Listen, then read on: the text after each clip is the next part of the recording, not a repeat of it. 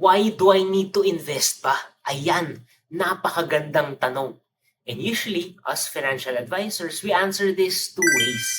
Number one is to beat inflation, and number two is to achieve your life goals. So, inahin natin ang number one. Number one, to beat inflation. Alam mo ba, yung pera mo sa bangko o yung pera mo in cash, naglo-lose yan ng value over time.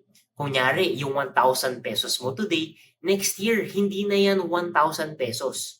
Ano ang example nito? 'Di ba dati nung bata tayo sa grocery, yung 1,000 pesos, buong cart na yon na punong-puno ng grocery.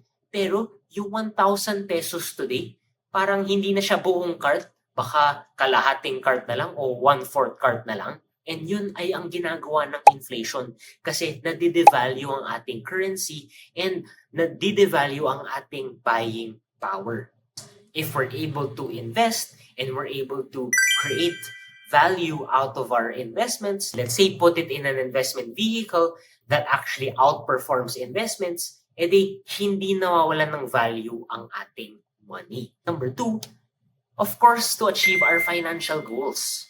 Kung nawawala yung value ng ating pera, di ibig sabihin paliit rin ng paliit ang ating savings kung hindi tayo nag-i-invest. And kahit i-compute nyo to, kung mag-save lang kayo ng mag-save, hindi nyo ma-achieve yung mga gusto nyong ma-achieve. Kasi mabagal ito, nawawalan to ng value over time.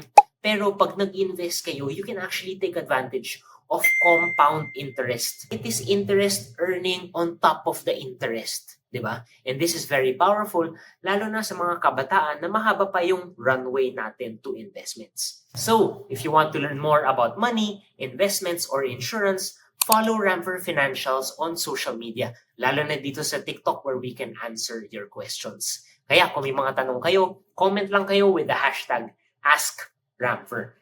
Okay, yun lang muna for today. Cheers, mga ka-RFF!